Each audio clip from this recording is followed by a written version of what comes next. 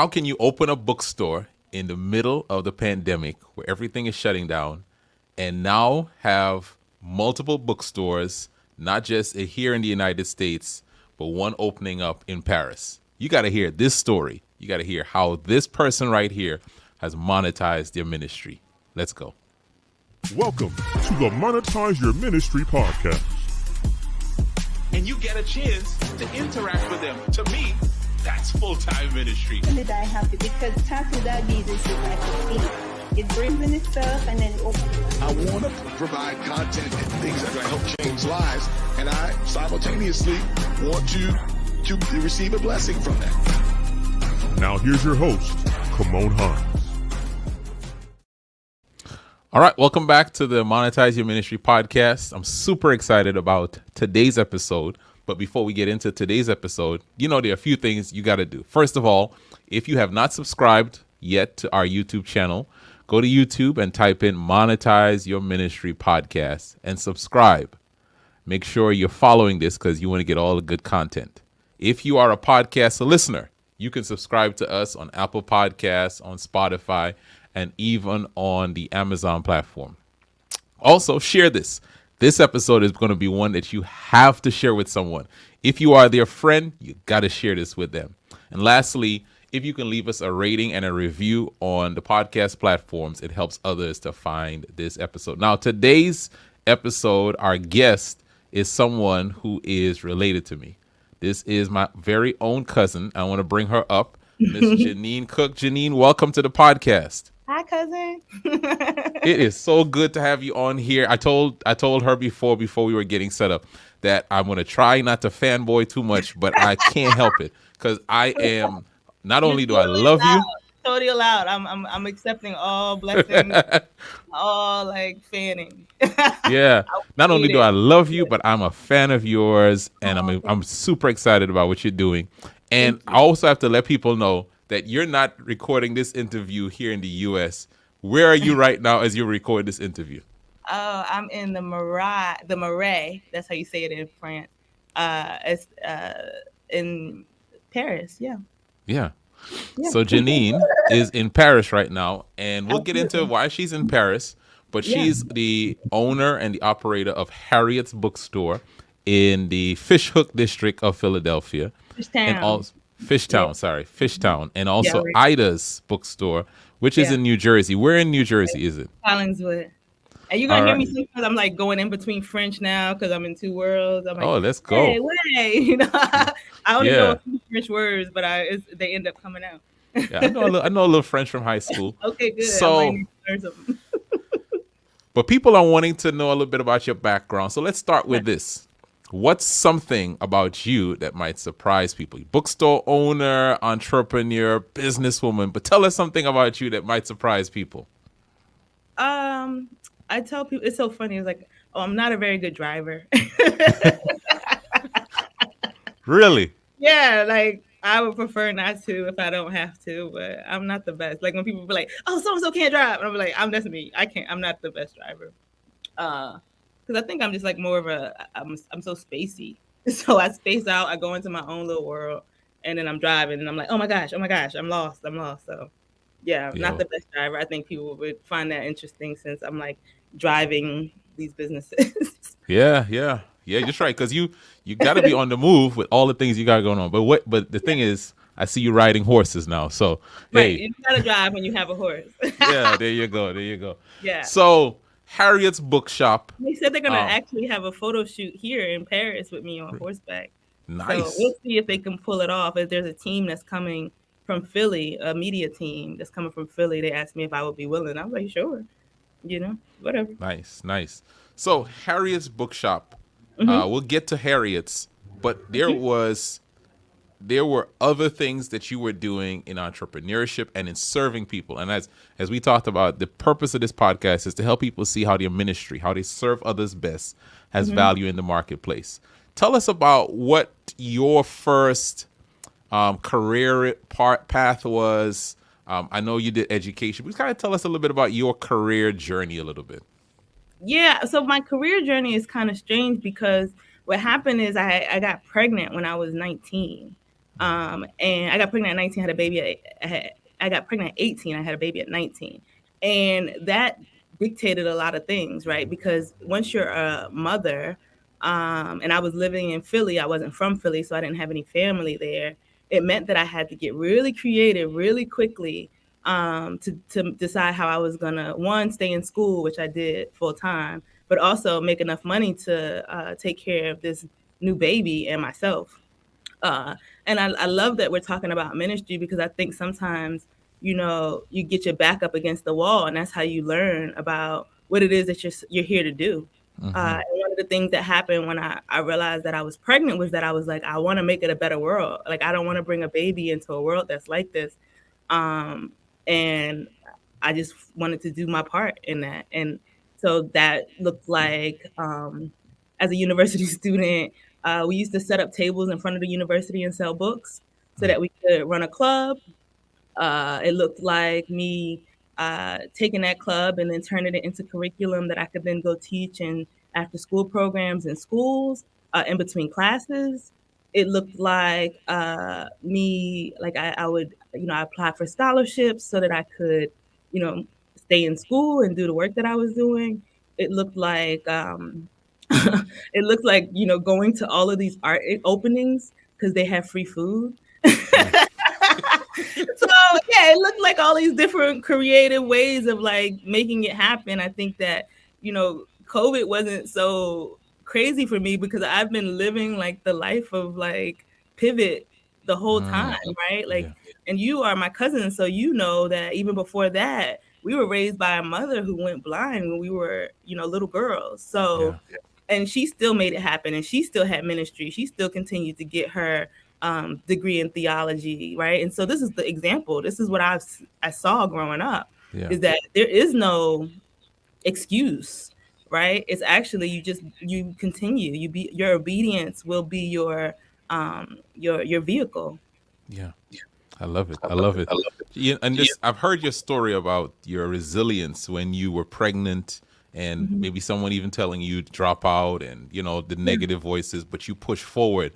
And now, just seeing how that resilience and that experience has kind of shaped what you're even doing now. Absolutely. Education. I know, as we mentioned, right? So my mom and your mom are first cousins. And in our family, education is big, right? You got to go to school, you got to learn, right?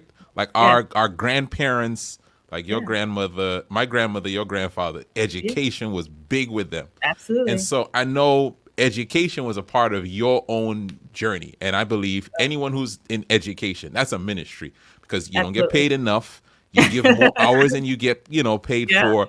And you don't do it because it's lucrative. You do it because you can see helping someone. So talk about your journey. I don't know. It's like you do it because you have to. I don't know if that makes sense. It's like, this is, even when I'm not trying to do the work that I do, I end up doing the work that I'm doing. And I know you're the same. Calling. That's calling. It's calling, it's purpose. It's like, even, it's so many ways in which it all connects back. And I'm just like, wow, oh, that was preparation for this. And this was preparation for that. I remember when I was pregnant, the pastor of the church that we were attending said, okay, you're going to need some money. What do you like to do? And I was like, well, and this is me, because this is the other side of me, is also, I'll be like, well, your office is a mess. I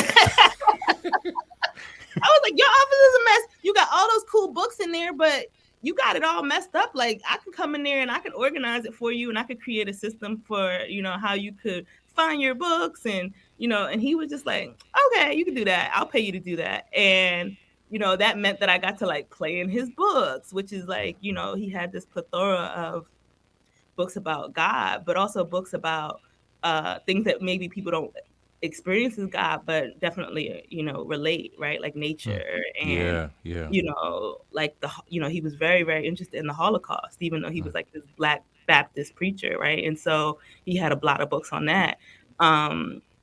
And he was he was very into like psychology, so he had a lot of books on that. And so, he'd come in the office sometimes and be like, Jeannine, are you in here working or are you reading? And I was like, I'm doing both. I'm working and reading. I gotta read to know where to put the books. So these are things that now when I look back, I'm like, oh, we're always being prepared. That's right. I think at least that's how my version of it looks. Is that I can see all of the ways that I was being prepared for the next step and prepared for the next step, and even being in Paris, but Philly and Jersey, and then doing the installation at Princeton and doing the installation at Penn, like all of that was preparation for being able to build a bookshop. We did this in 7 days in Paris. So it was, I mean, that was a marathon. That was the stretch. That was I got stretched to the edge. Absolutely. But the prep work was all of the things that came before. I love it. I love it. So we'll go here. So I know your mom, you talked about her going to school. And I remember, because you shared that, she lost her sight at a time when you were growing up. Part of her finishing school, did I see this right, that you had to help her in terms of reading some of her schoolwork to her? Oh, absolutely. All of us. It's 3 sisters, right? And we were all responsible for reading to her, typing for her, taking notes, dictating her thoughts. And my mom finished her master's degree just like that with us right there. So it was a combined degree for sure. And in that, again, preparation, right? Because in that we were learning about, Latin and Hebrew and, and learning about theology. So we were learning about, like, I remember being young and being like, Mom, what is this Taoism? I don't understand. Like, and Taoism is spelled with a T. So it's like, you think it's Taoism when you're little. Yeah. And I'm like, what is this Taoism? It's so interesting. I remember thinking that thought and asking her about it, and she was, in her work, like on her journey, was preparing us for our journey in so many ways. Yeah, and that's just a great point, that sometimes we don't see how the dots connect, right? Because as I'm listening to you talk about books and how important books were in your journey, absolutely, as helping out just in your pastor's office, organizing books, selling books as a part of the things that you were doing to go through school, and helping your mom with her books. It's like books have always been a part of your life. And even when I didn't understand, like even when I, tried to escape it, you find and the people who are listening will know, who have that thing, they'll know what I'm talking about. I know you know what I'm talking about, Kimo. You're doing this right here. It's very similar to what you was doing before. It's just a different medium. It might be a slightly different technology, same job. That's right. I love that. Different medium, different technology, same job. Same mission. The mission hasn't changed. And it just, once I got a little clearer and more obedient, because I found myself at one point, in my life trying to like hide, right? When we talk about like the stories of Jonah, and I'll use biblical stories because that we were raised in that tradition, and it's a tradition that it's a language I understand. Yeah. But we know about like what was happening to the boat because Jonah was hiding. Yeah. He was affecting everyone around him. Yeah. It wasn't just him that was affected by his disobedience. It was everyone around him. Yeah. And that's what happens. Yeah.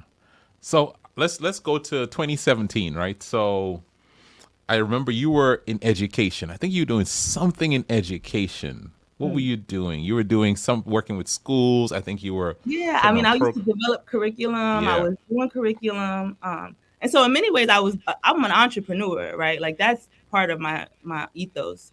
So even though when I was younger in the house with my mom and, I was still like doing my entrepreneurial stuff. Like I was going from people's houses and I was babysitting and I was, like I was working, like I was getting it. You know what I mean? Like so when you look back, you're like, oh yeah, that was you all the way through, right? Like I was doing that. So what was your question? I'm sorry. Oh no, so there was no question yet, right? Oh, 17, like education. Yeah, education. Yeah. You know it. It's in our family. It's in our family. I believe that we are apprentices, right? And that we are of a certain lineage, and I'm just happen to be of that lineage on both sides of my family. I come from a lineage of preachers and teachers and advocates. When you look at the work of Auntie Janice, when you look at the work of Uncle Roland, like this is not new. Look at my godmother, your aunt Anne Marie, like she is Auntie Anne Marie. I went to see her and I was just like, wow, this is me. She's just in the streets, and that's on both sides. And so, I I think when we look at our lineage, I can easily see that I'm a part of a tradition and that I'm just kind of continuing the tradition. Yeah. So it was 20. So we've known of each other. I know I've known you, but in 2017 there was a family reunion in New York, and we've met. We talked, and then I was flying somewhere, and I had a layover in Philly, and I was like, "Cuz, what you doing?" Yeah. And we arranged. We went to the cheesesteak spot. Yeah, and we hung out, and I remember that conversation, and because you told me we need to talk about that here. Yeah, I remember we were talking, and I was just getting my coaching business up, and so I'm like, and I wasn't trying to coach. We were just having conversation. Being who you are, and you said something, and do you remember what? I want to set the stage for people because again, this is you're my cousin, but we didn't know each other that well, right? But our spirits connected, right? And I was trying to figure out what I wanted to do and how I wanted to do it, and I have all these skills and all these talents. And I was like, but they don't make sense. It didn't really, I was trying to understand. I'm trying to understand. And you were like, sounds to me like you're a movement builder. Yeah. That's what you called it. And I was like, a movement builder? That's not a thing. That's not a job. Yeah. I can't put that on my resume. That's right. They ain't hiring for that, right? They ain't hiring for that. Who need a movement builder? I need a job, And you were just like, I think you got to lean into what it is that you're doing. Like you're already doing it. You're a movement builder. And here we are. Yeah. And I remember saying that what we've done with the bookshops is movement building. Absolutely. And that's what I want to just, it's like for a lot of people, your uniqueness puts you in a position for some of my viewers and listeners. Some people, your uniqueness puts you in a position where you cannot find anyone else doing what you do, and you say to yourself, "Something's wrong with me." And like the thing that you think is your disadvantage, because here you are as a pastor trying to be a business coach. That thing is your advantage. You know what I'm saying? That's the thing that is going to set you up to make the most impact, and that's what we want to it just helps somebody lean into the thing that you're leaning away from. Yeah. Well, so with Harriet, she's an interesting one, and all of the women that I walk with, but Harriet, was this woman who had these sleeping spells, and it's like, who want to follow a woman with sleeping spells out of slavery? Like that's crazy, right? Yeah. But in it was like, okay, Harriet also had this immense belief in God, unshakable. Her trust in God was unshakable. And even those sleeping spells, she saw as a blessing from God. Mm-hmm. That's crazy. That was her. Even my mom's quote unquote disability is her blessing from God. Right? Wow. She has all of these like major other senses and this is a woman who could, I don't know, she'd just be moving mountains. I just be like, oh wow. Yes. Yeah. My mom traveled international by herself without being able to see. And if you want to get a prayer through, talk to your mom. And she will for the prayer. You understand? Yes. So yes.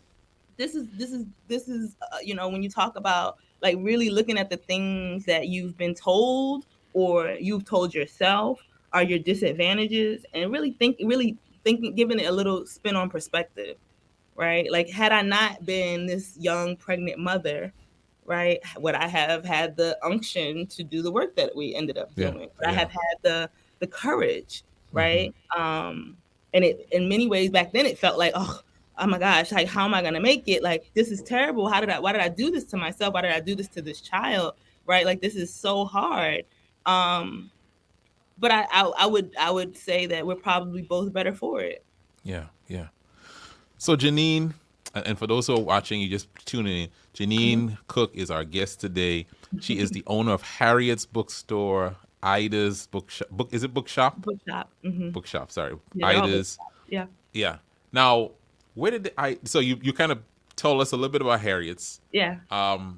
And for those who don't know, Harriet. Mm-hmm. I was watching the news. It was 2020, and you came on the news. It was MSNBC. I was like, "Oh, that's my cousin, right?" Everybody, come on, we're watching this.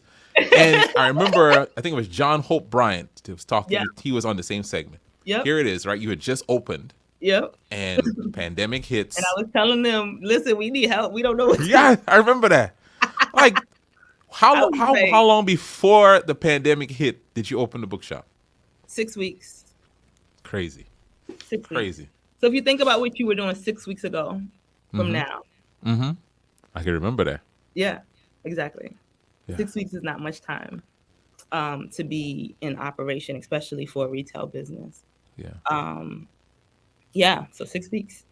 And had I, and I like to share this with people, and I've said it a lot, but I'll say it again, is that had I waited, had I hesitated, right, they wouldn't exist. Yeah. Because it would have been like, oh, it's the pandemic, you can't open now, it would have been all the, a plethora of more reasons why not to do it. Had I just said, oh, I need 1 more month, I need 2 more months, like, because that happens all the time. I see it with people all the time. I do it too, but I know that thing where it's like, oh, maybe we should try in 6 months, and it's just like, yo, if you feel the urge and the unction to do it now, do it now. Yeah. Do it now. Because they say it as a cliche, but it's not a cliche. Tomorrow is not promised. You're right. It is not promised. My grandfather just passed away in December, and I'm telling you, that has been some fuel in my tank, because it was so unexpected, right? And it just took me for storm. And then 3 months later, my great uncle died. So it's like back to back, they both passed away. Huge male figures in my life, and both without any warning. And so it's just like that, if nothing else, says like, Jeannine, if you don't get out here and do what you came to do as hard as you can do it, because we don't know. Yeah. And here we are, that's a part of my fuel, is like, I don't know.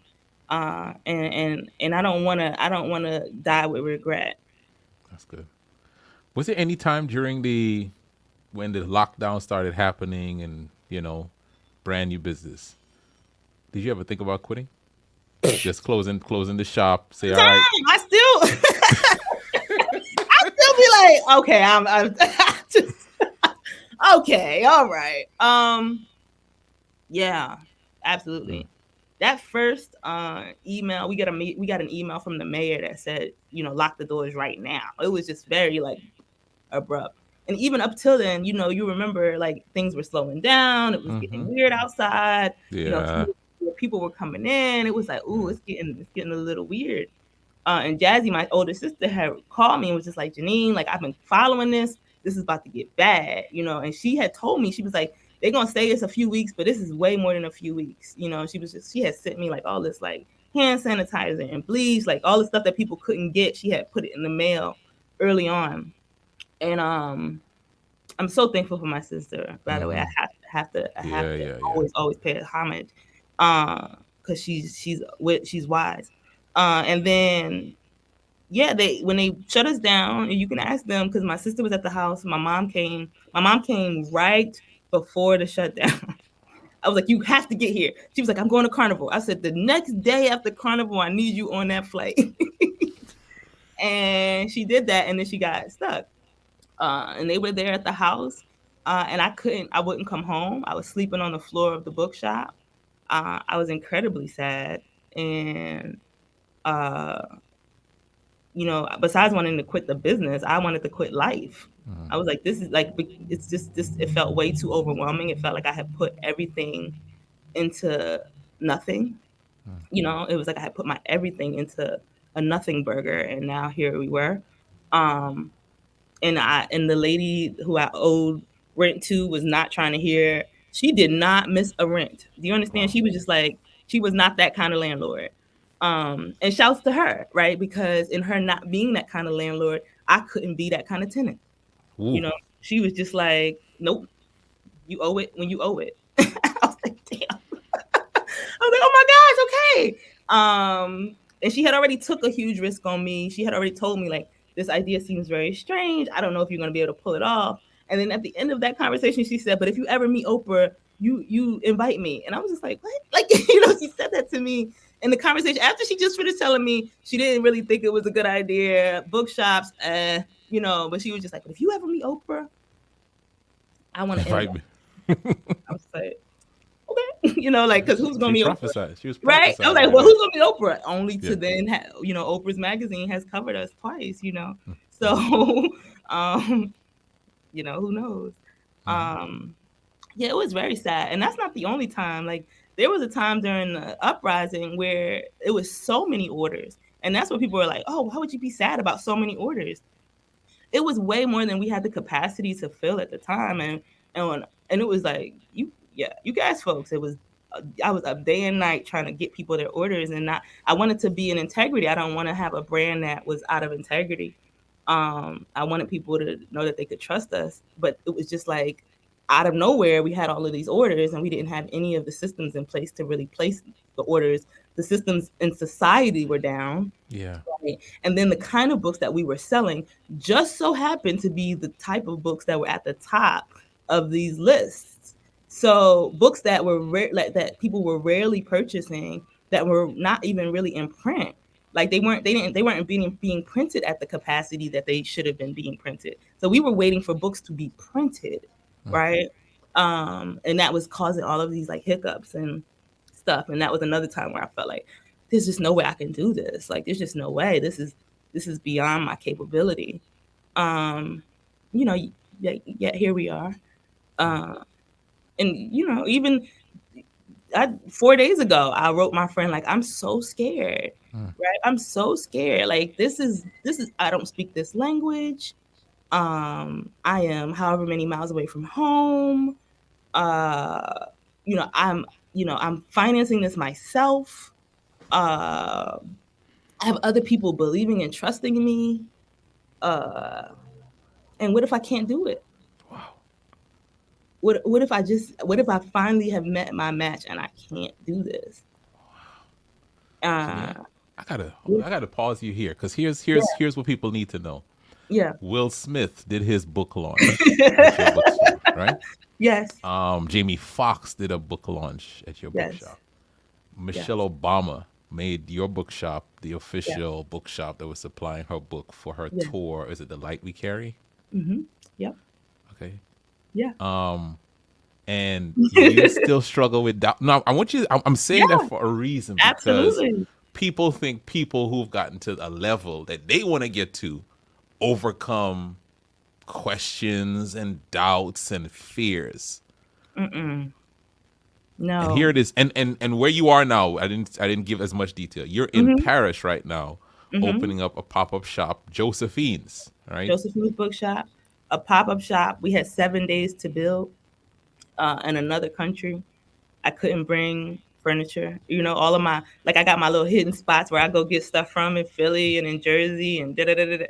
Can't do none of my usual, right? It was all like, this was just so out of my comfort zone, but I'm so happy that I still tried to do it and that it worked, right? The bookshop was like, literally so many people were in the bookshop yesterday that we were like, the young lady working in there was like, Miss Jeannine, I haven't sat down all day. I was like, oh, sweetheart, go take a break, please. She was just like, I just don't want to leave. And I was like, just take a little break.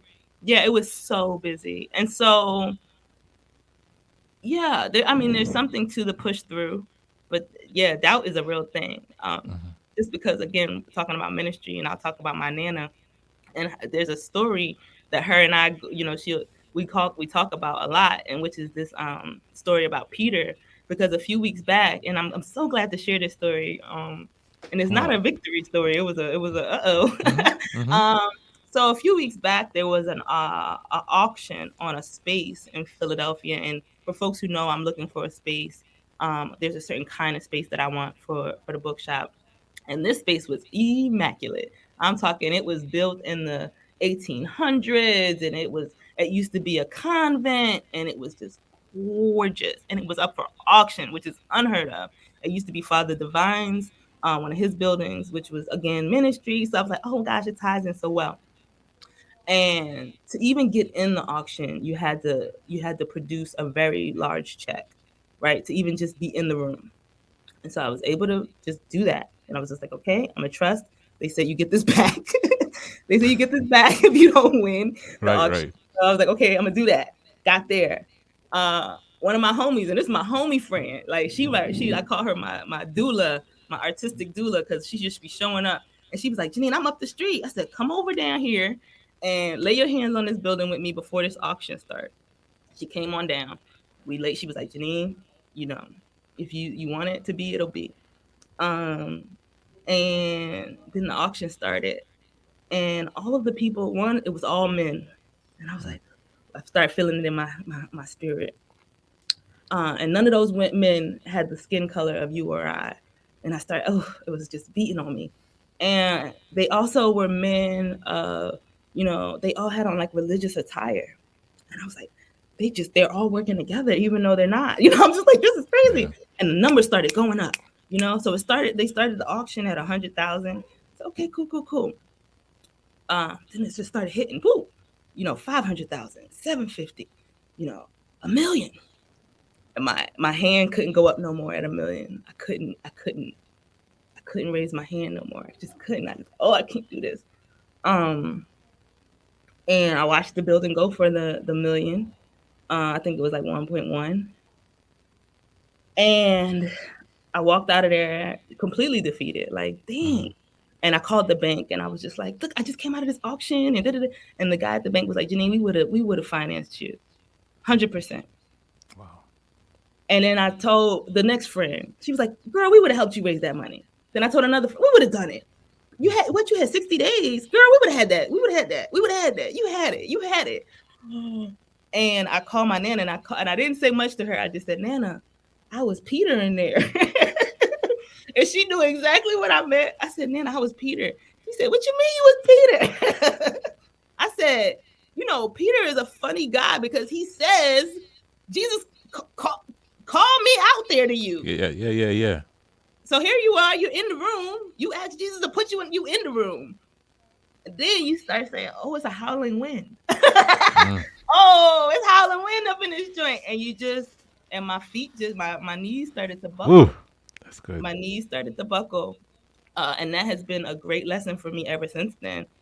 Because, I know how to walk on water. Peter was walking on the water. Yes, he was. It wasn't a dream. It wasn't an illusion. It wasn't a wish. It wasn't right. He was doing it. Yeah. He was in the room. I was in the room, and that lesson was really, really immense for me. And I won't make that mistake again. I believe that lesson was enough. Yeah. And that's a wonderful thing about God. Sometimes you learn a lesson for a bigger thing that he has for you. Oh, so, absolutely. Absolutely. Yeah. So we talked a little bit about some of the successes and some of the experiences, right? Tell me the most surprising thing that has happened since you. Oh, and then, let's pause that question. How did you get to Ida's? Because we got a lot of people like one bookshop is enough. Like, right, that's what I was thinking too. It'd be okay. So I'm gonna tell people this. I believe in signs and symbols, and I follow the signs and I follow the symbols. Okay. And with Harriet, I went to Maryland. I went to where she lived. I walked her footsteps. I had to do all of those things. And then with Ida, if you watch the documentary that they made about the opening of Harriet, at that opening, they asked us to all think about a person who we wanted to, like who would you want to embody? Who would you want to be more like? My friend Nia asked the group that, and my person was Ida B. Wells. And that was a whole, like many months before what became Ida's Bookshop, right? So I think that it's just these conversations that keep unfolding.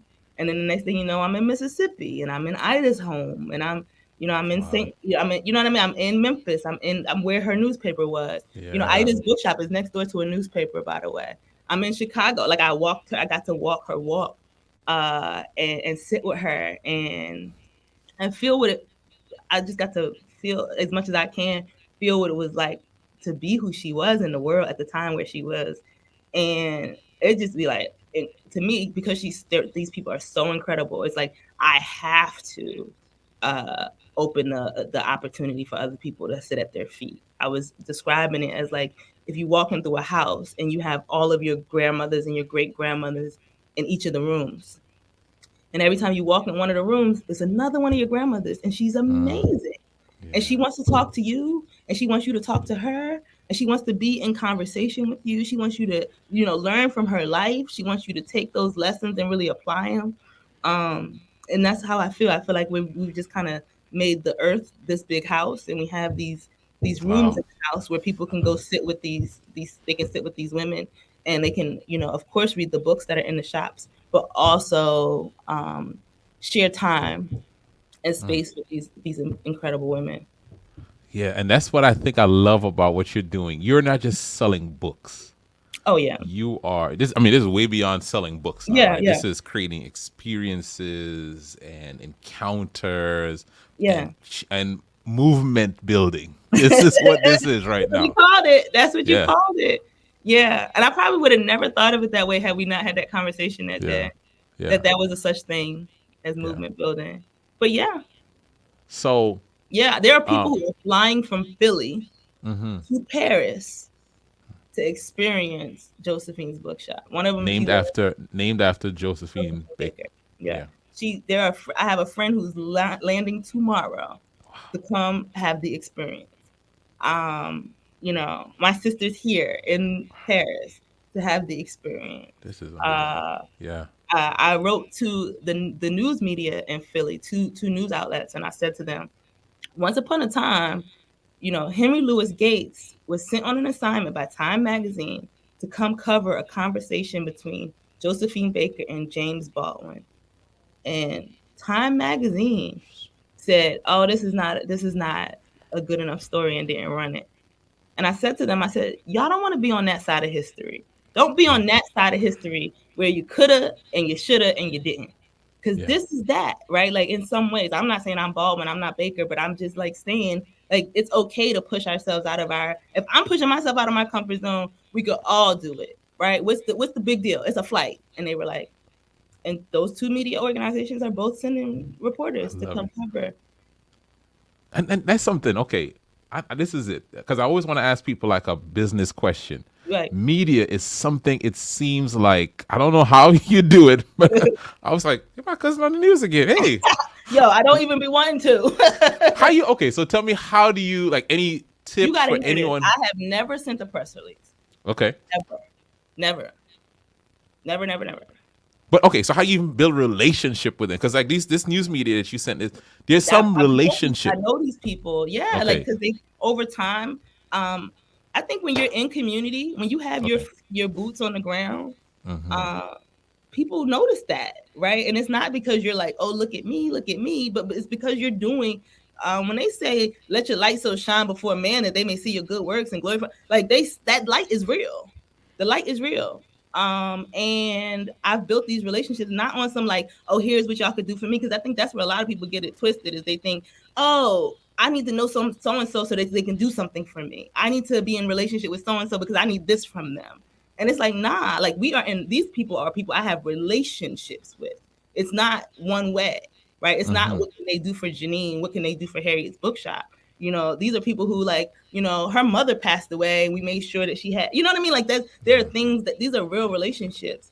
And I think that's really, like, some people forget that these are human beings on the other side of these email addresses. Wow. And we get to, like, be in real community, be in real relationship with people outside of our own personal needs and desires. Check on people, ask people how they doing. That's what ministry is, right? That's people why. look hard, Yeah, that's the ministry thing. So the fact that you Yeah. are a caring person actually is noticed in this world. It's noticed. Yeah, I mean, I think so. Yeah. I think that there's, I think people are also attracted to innovation, right? Like, I think sometimes I'm doing things that are it's on the edge of, like, one of the ladies was like, "It's a little crazy, it's a little genius." Yeah, that's it. Yeah. When you're on that horse, it's a little crazy, it's a little genius. And I'm like, I didn't hop on the horse thinking, "Oh, look, I want the news media to look at me." I hopped on the horse because we had COVID, we needed to be distanced, we had to, we had all of these things, what I call design challenges. And I like, other people can use it. Design challenges, and if you're from an art background, you know that a design challenge is basically like, maybe you don't have enough materials, maybe you don't have a lot of time, maybe you don't have a lot of resources. Like, there's all of these ways in which, I got You have a space. You're gonna only be there for a certain amount of time. You have 7 days to build it. These are design challenges. So you have to create a design that meets the challenge. Yeah. Right? You have to utilize those. So the design challenges that were presented. We had COVID. We had people were still, but we have these books. We have to pay this rent every month. And we have children out here who are getting disenchanted with life, right? Because they're in the middle of a pandemic. So what do So you you do? started giving away books, right? We started giving away books. We had, some people, like there was a lady who was like, Jeannine, sometimes she was like, I just want to do something. And I was just like, okay, what you want to do? I don't know. I said, okay. She was like, I'm gonna give you the money, you do it. I said, okay. What if we do this? She was like, I love it. Okay. So she was like, I give you the first amount to get the first dozen books to give out to children. Okay, Wow. cool. Then you get the first dozen book, you give them to children. Somebody sees you. What are you doing? Why are you doing that? Oh, because we're doing this. Oh, I want to put the next dozen. Okay, cool. Yeah. And it's just, that's how it's been. Wow. That's just how it's been. That's how we're here, right? Yeah. I tell people, listen, we want to do this Josephine's Bookshop in Paris. Please purchase these books specifically about Josephine. I think it will inspire you, one, but two, it will also fund our ability to go do this. And people did it. Yeah, you definitely have a movement that you've created. I want to ask you a couple more questions my here, brain. right? Yeah, go ahead. What's some advice you would give to yourself when you were starting? If you were to talk to Jeannine over, was it? Well, I guess it was 4 years ago with this book, but even in business, however far back you want to go, what advice would you give that Jeannine?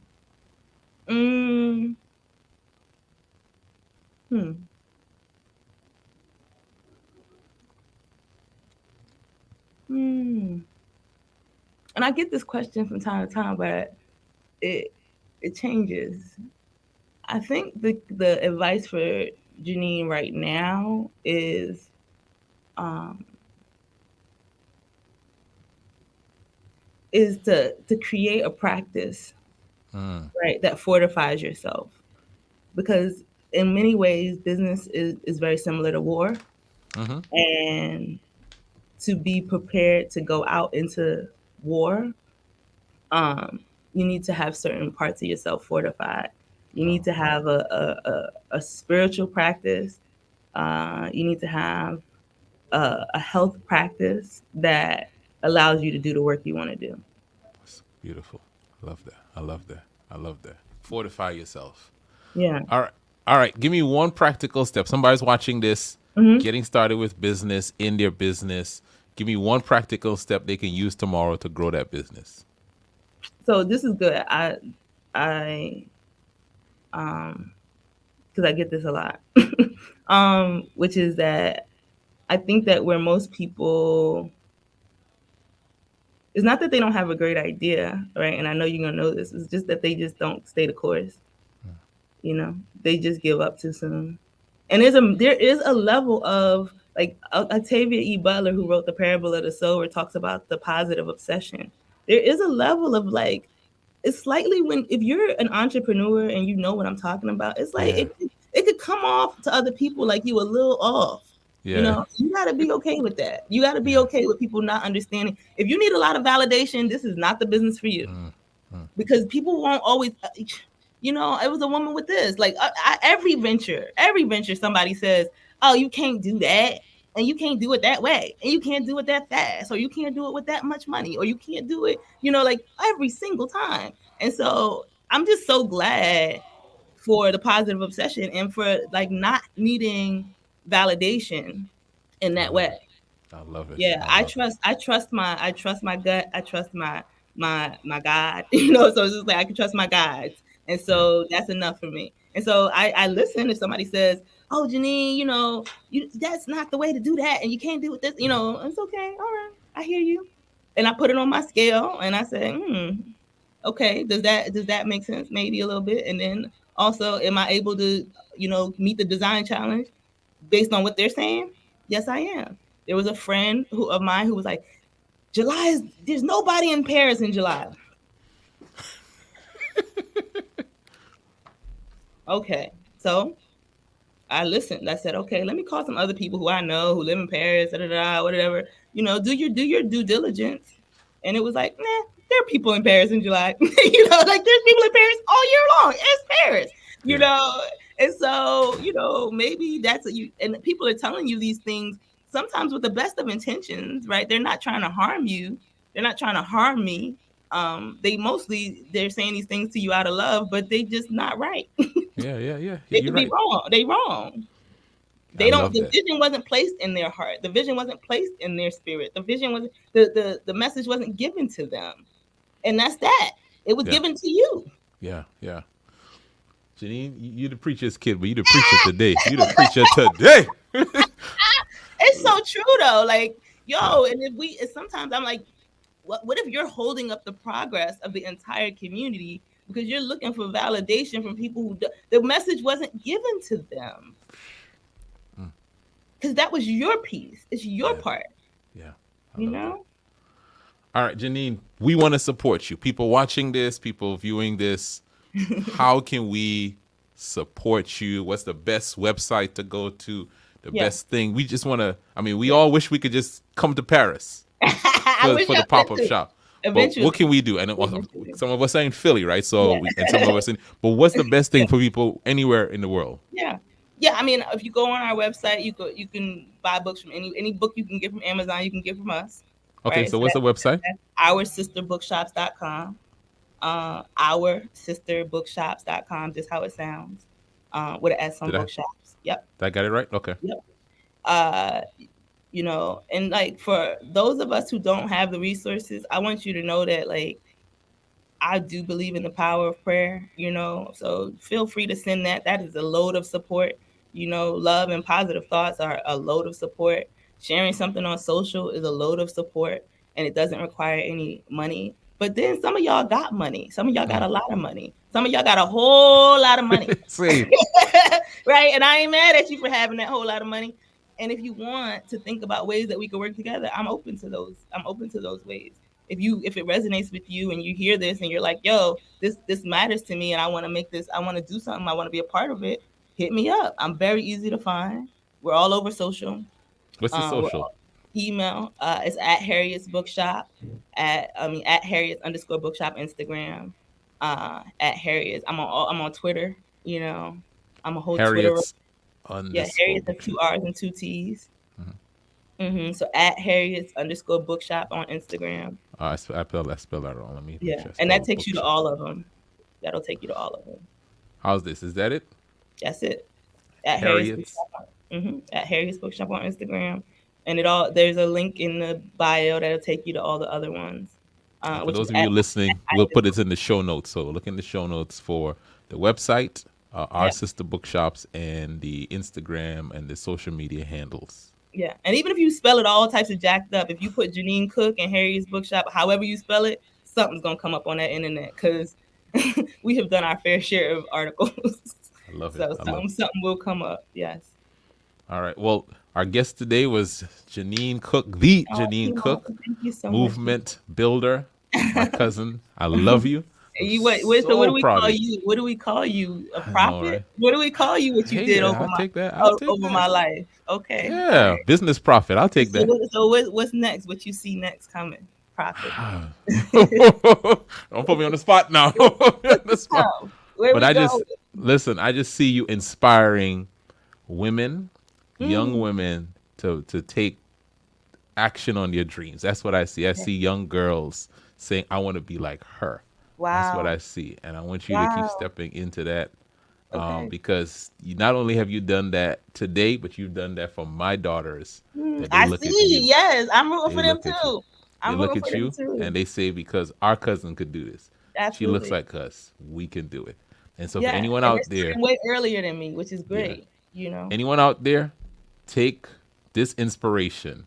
Take what you heard here. You got something, right? In a time people tell you books aren't selling, brick and mortar isn't selling, Jeannine is proof that if you move on what God told you to do, on what God put inside of you, he'll make a way.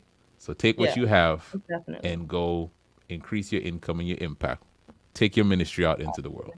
Thank you for listening to the Monetize Your Ministry podcast with Kimon Hines. For more information, visit our website at www.monetizeyourministrypodcast.com. That's www.monetizeyourministrypodcast.com. Find us on YouTube, Spotify, and Apple Podcasts. Please share this episode with someone who needs it. Let's increase our income and impact.